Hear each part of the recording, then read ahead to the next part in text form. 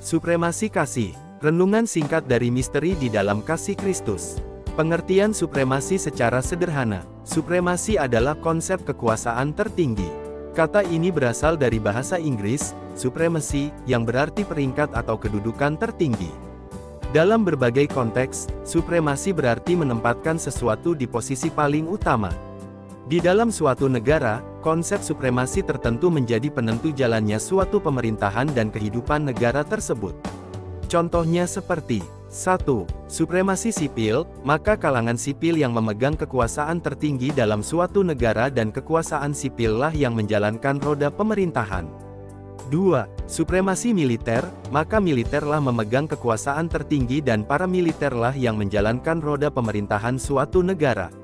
3. Supremasi imam, maka imam-imamlah yang memegang kekuasaan tertinggi dan para imam-imamlah yang memegang dan mengendalikan roda pemerintahan ini seperti yang terjadi di negara-negara agamawi, dan supremasi imam ini pernah terjadi pada bangsa Israel zaman Perjanjian Lama. 4. Supremasi hukum, maka hukum menjadi panglima dan hukum memiliki otoritas tertinggi dalam suatu negara dan hukum mengendalikan roda pemerintahan suatu negara hukum. 5. Supremasi kasih, maka kasih menjadi kekuatan dan kuasa serta pengendali kehidupan bagi pengikut pemilik kasih yaitu Tuhan Yesus Kristus.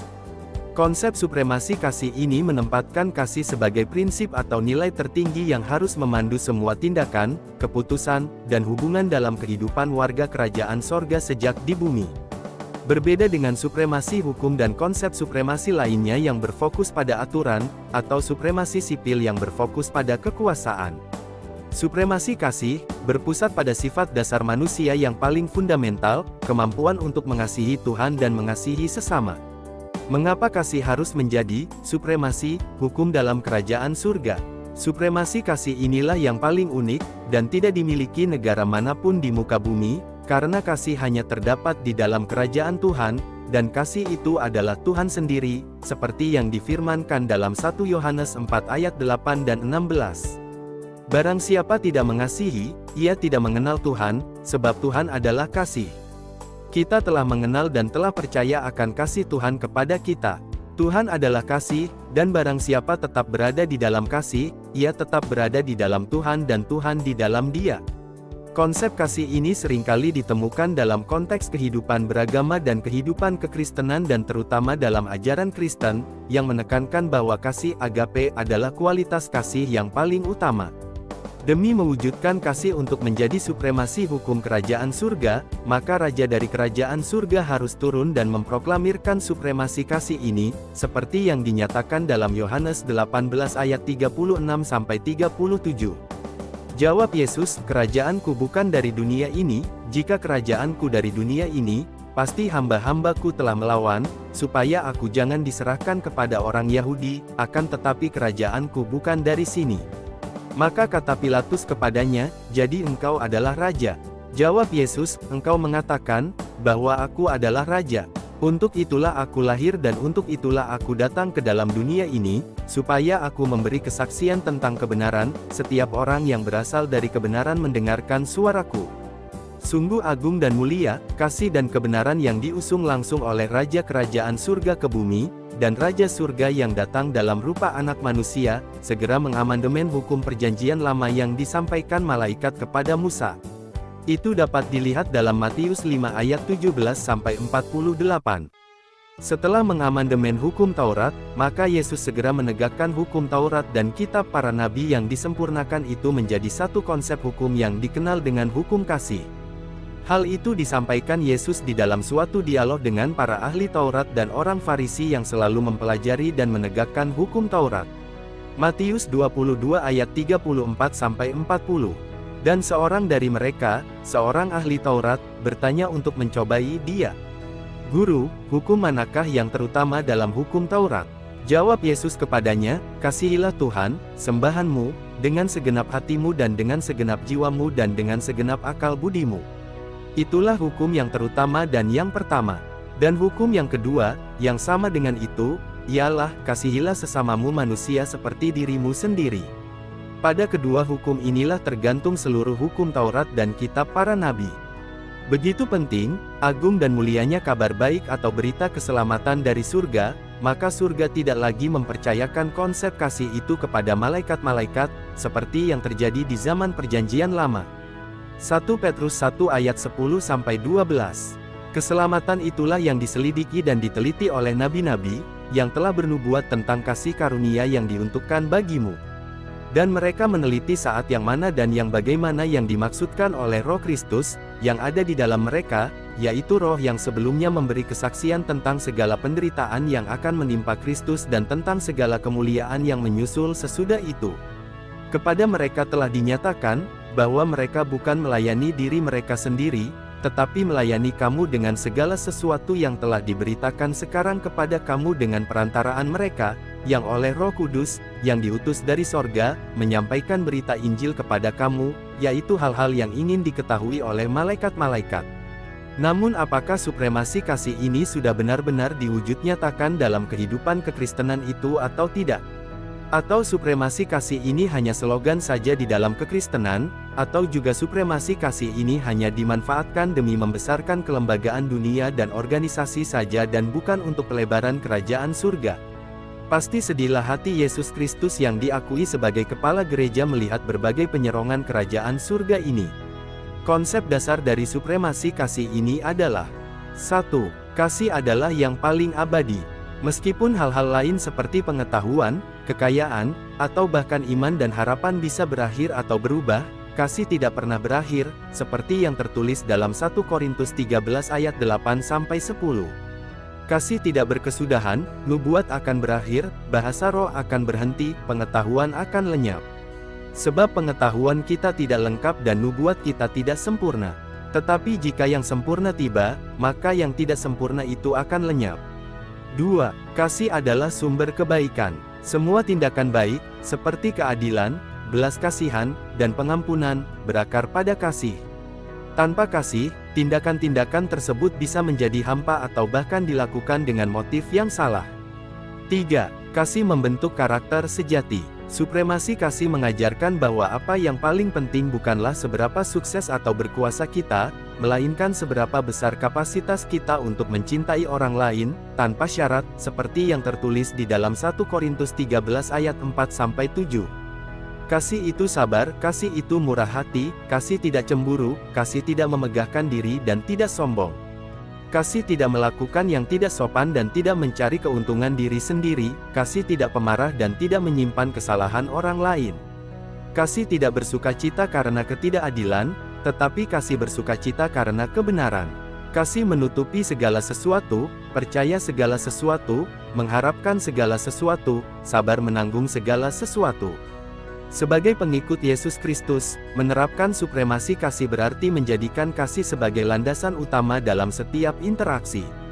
Ini bukan sekadar perasaan emosional, melainkan sebuah tindakan nyata dan harus dilakukan dengan sengaja oleh karena firman Tuhan. Beberapa contoh mewujudkan kasih di dalam kehidupan.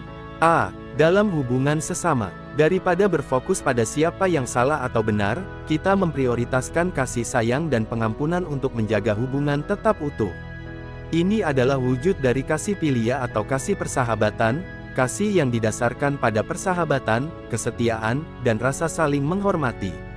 Ini adalah jenis kasih yang tidak romantis, melainkan ikatan tulus antara teman atau saudara seiman yang memiliki niat baik satu sama lain. Dalam Filipi 2 ayat 2-4 menjelaskan, "Karena itu sempurnakanlah sukacitaku dengan ini, hendaklah kamu sehati sepikir, dalam satu kasih, satu jiwa, satu tujuan, dengan tidak mencari kepentingan sendiri atau puji-pujian yang sia-sia. Sebaliknya hendaklah dengan rendah hati yang seorang menganggap yang lain lebih utama daripada dirinya sendiri. Dan janganlah tiap-tiap orang hanya memperhatikan kepentingannya sendiri, tetapi kepentingan orang lain juga." B. Dalam aktivitas personal, kita bekerja tidak hanya untuk mendapatkan keuntungan, tetapi juga untuk melayani orang lain dengan tulus dan adil. C. Dalam hubungan sesama secara luas, kita bersedia berempati dan membantu mereka yang menderita, terlepas dari latar belakang atau status mereka yang susah karena hal kasih. Hal kasih seperti itulah yang dikehendaki Yesus, seperti yang disabdakan Yesus dalam Matius 25 ayat 34-40. Dan raja itu akan berkata kepada mereka yang di sebelah kanannya, Mari, hai kamu yang diberkati oleh Bapa-Ku, terimalah kerajaan yang telah disediakan bagimu sejak dunia dijadikan. Sebab ketika aku lapar, kamu memberi aku makan, ketika aku haus, kamu memberi aku minum, ketika aku seorang asing, kamu memberi aku tumpangan. Ketika aku telanjang, kamu memberi aku pakaian, ketika aku sakit, kamu melawat aku, ketika aku di dalam penjara, kamu mengunjungi aku. Maka orang-orang benar itu akan menjawab dia, katanya, Tuhan, bila manakah kami melihat engkau lapar dan kami memberi engkau makan, atau haus dan kami memberi engkau minum? Bila manakah kami melihat engkau sebagai orang asing, dan kami memberi engkau tumpangan, atau telanjang dan kami memberi engkau pakaian? Bila manakah kami melihat engkau sakit atau dalam penjara dan kami mengunjungi engkau? Dan raja itu akan menjawab mereka, aku berkata kepadamu, sesungguhnya segala sesuatu yang kamu lakukan untuk salah seorang dari saudaraku yang paling hina ini, kamu telah melakukannya untuk aku. Yang disampaikan Yesus Kristus inilah, sebagai wujud nyata kasih terhadap Tuhan atau kasih agape, wujud dari kasih yang tertinggi dan yang paling penting untuk dilakukan pengikut Yesus Kristus atau warga kerajaan surga yang masih hidup di muka bumi ini. Ini adalah kasih tanpa syarat yang tidak mengharapkan imbalan. D. Dalam diri sendiri, kita belajar untuk mengasihi diri sendiri dan tidak terlalu menghakimi diri sendiri, yang memungkinkan kita untuk mengasihi orang lain dengan lebih baik. Dengan mewujudkan supremasi kasih dalam kehidupan selaku murid Yesus harus dengan satu kesadaran, bahwa Tuhan sudah terlebih dulu mewujudkan kasih itu, seperti yang disampaikan Yesus Anak Manusia di dalam Yohanes 3 ayat 16. Karena begitu besar kasih Tuhan akan dunia ini, sehingga Ia telah mengaruniakan anaknya yang tunggal, supaya setiap orang yang percaya kepadanya tidak binasa, melainkan beroleh hidup yang kekal. Demi mewujudkan kasih dan supremasi kasih ini, ada harga yang harus dan sudah terbayarkan, yaitu dengan darah Kristus.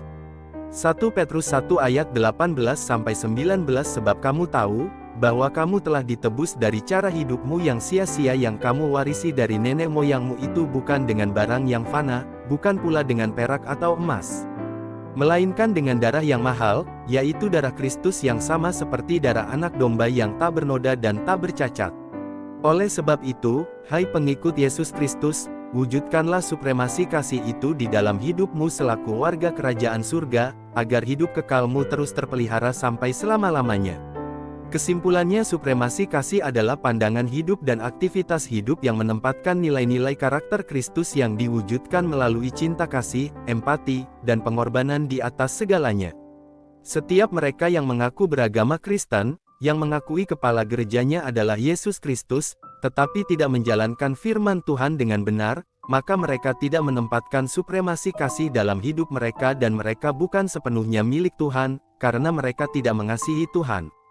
Seperti yang dikatakan Yesus Kristus dalam Yohanes 14 ayat 15 juga 23-24. Kata Yesus, "Jikalau kamu mengasihi aku, kamu akan menuruti segala perintahku."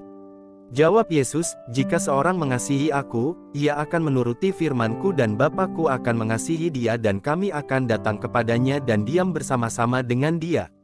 Barang siapa tidak mengasihi aku, ia tidak menuruti firman-Ku, dan firman yang kamu dengar itu bukanlah daripadaku, melainkan dari Bapa yang mengutus aku."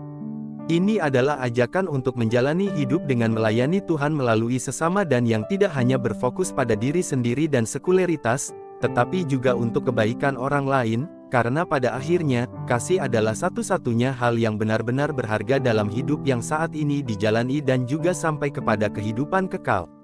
Dan yang lebih mulia lagi, di dalam mewujud nyatakan supremasi kasih, maka kasih itu pun menjadi pembela pelaku supremasi kasih, seperti yang dikatakan dalam 1 Petrus 4 ayat 8. Tetapi yang terutama, kasihilah sungguh-sungguh seorang akan yang lain, sebab kasih menutupi banyak sekali dosa. Demikianlah penyampaian singkat tentang supremasi kasih, kiranya penyampaian ini dapat menjadi perenungan dan dapat juga membuka wawasan selaku warga kerajaan surga yang masih menjalani kehidupan di bumi ini. Tuhan Yesus Kristus memberkati.